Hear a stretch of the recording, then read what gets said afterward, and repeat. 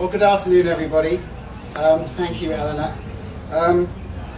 As Eleanor said, we've been friends for a couple of years now, and you may not know, but she is universally adored in the publishing world. Everybody thinks she's absolutely wonderful. And we first actually met in person, I guess it was just over a year ago, when you came to Columbia to give a reading. And since then, we've been trying to work out how we could see each other again, because she lives in Colorado, I live in Missouri. And it was hard. And when we discovered that the paperback of the Weird Sisters was being published on the same day as the hardback of A Good American, we went to our publisher and we said, well, this is what a wonderful opportunity. We could do some joint events. The response from Penguin was to send us to diametrically opposite ends of the country on our book tours. And I think that they must have realized that putting the two of us together probably, I don't know, maybe they thought that wouldn't be a good thing. I can't imagine why. Anyway, so we when the invitation came to come to Gaithersburg, and I knew that Eleanor was going to be here, there was no way I was going to say no. So I'm just delighted to be here and to see Eleanor again. I'm going to answer a couple of questions that always seem to crop up, I think, in people's minds whenever I speak in public. The answer to the first question is yes, I do sound funny. And the answer to the second question is England. People like to guess, and I've come from Ireland, Canada, Australia, all over the place, but I am English. And I came here in 2003. I have two kids, and they're 11 and 7, and they both sound just like regular American kids. And I think to compensate for that, every year my accent becomes a little bit more Downton Abbey. And so apparently I'm getting upstairs, of course. And so I'm getting posher by the year, it seems. So I'm very pleased to be here today. I'm particularly pleased to be in the F. Scott Fitzgerald tent, because it's probably a very unfashionable view these days, but I still believe that The Great Gatsby is as close to a perfect novel as has ever been written. And so I just throw that out there. It seems that every book I've ever written, I start by trying to rewrite The Great Gatsby, and it ends up always being something different. That's probably a good thing. But anyway, it's very nice to be here. Thank you all for coming. Look at you all. Thank you very much. I know there's a huge choice of people who you might go and see, so I'm very pleased that you're here. So I'm going to talk a little bit about my book and how it came to be. I began this book in 2003. No, I didn't. Start again. I began this book in 2005. And prior to that, I had started and abandoned two other novels. The first one was about a nine-fingered concert pianist in occupied France. And the second one was about the Algerian War of Independence, which was a subject that I, but apparently only I, found endlessly fascinating. And that one got as far as 3 chapters and a synopsis, and I sent it off to my agent. I waited with bated breath for the response, and this email came in, and I opened it, and it was a very short email, and it said, "Dear Alex, I'm sorry, but this won't do at all." So you don't need to laugh quite that hard. But you're laughing with me, right? Falling off the stage here. So it was back to the drawing board. And one of the things that writers are often told is, write what you know.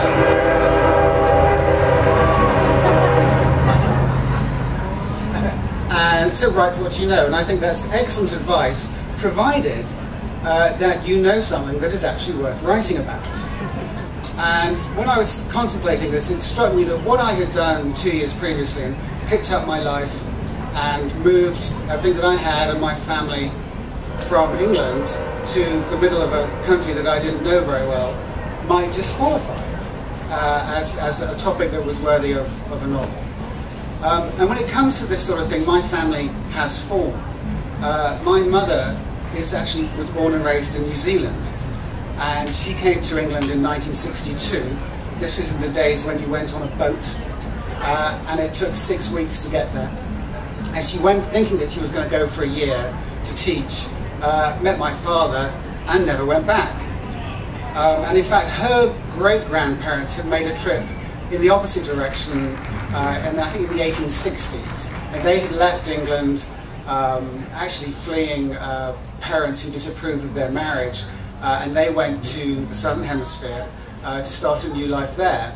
And in some ways, my experience of moving to Missouri in 2003 couldn't have been much more different from my great-great-grandparents' experience of going to New Zealand all those years ago. But I think that in some ways there are some themes and some sentiments which are probably very, very similar.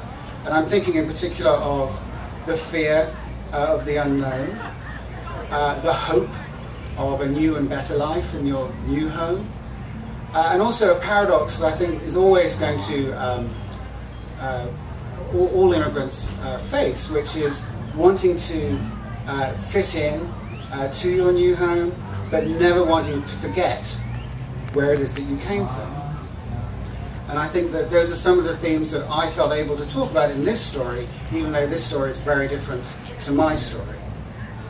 And one of the interesting things about immigration, of course, is particularly in this country, is its ubiquity. Because unless you are a Native American, every family in the United States has a story like this one somewhere in its past. And whether you came across with the Mayflower or whether you came across last week, we all came here from somewhere. And one of the fun things about publication, it's been a wonderful experience because people have written to me and shared their stories and their family stories of immigration with me. And it's been a real privilege to listen to those stories, and any one of them would have made a wonderful novel. You know, I just happened to make mine up, but they're all, and the hardships and the things that people went through to get to this country. It's been a fascinating experience, and it's the theme of immigration appears to have really struck a chord with some people, which has been very gratifying. Around about the same time that I was thinking about immigration as a theme, the great aunt of my ex-wife passed away, and we went to the memorial service. It was in a small town in Missouri called California, and we were sitting there, and about halfway through the service, 4 men stood up in front of the congregation and sang a beautiful a cappella rendition of "Abide With Me." And I should have been sitting there thinking, oh, poor old Ethel, she had a good life. What I was actually thinking was, I have got to put this into a book. And it transpired subsequently that the 4 guys who got up in front of the church were actually brothers as well. So I had my two, and I just thought that was a wonderful thing, and I wanted to explore all of that. So I had the 2 pillars on which I built this book. So there was immigration into America and close harmony singing. And whenever people would ask me, well, what are you writing? I would always say to them, have you seen the film The Player by Robert Altman? Anyone? Yes. Yeah, some people. Well, there's a scene at the beginning of that book where they're doing these sort of movie mashups, and they're pitching new movie ideas, and they're sort of saying, well, it's like The Graduate meets The Alien, and things like that, and say, oh, it's going to be great. So when people would ask me what my book was about, I used to say, well, it's Godfather Part 2 meets The Sound of Music.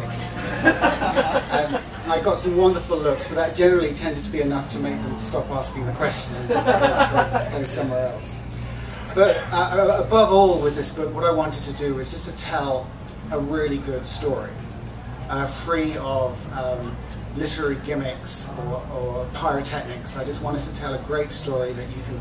I think good storytelling is all about taking the reader on a journey and grabbing them and taking you where you want to go. And I hope that this story does that. It connects with readers and it takes them on this trip.